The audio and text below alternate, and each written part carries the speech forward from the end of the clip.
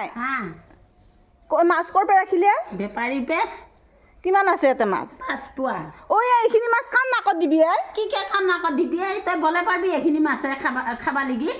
হা এই কিমান গিবোৰ আছে বাপ মই কৈছিলে দেউতাৰ আগে অলপ কমকৈ ৰাখবি বুলি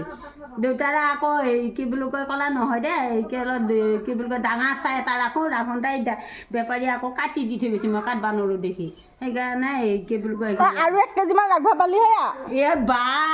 এইবোৰ একেবাৰে পেটটো বৰ ডাঙৰে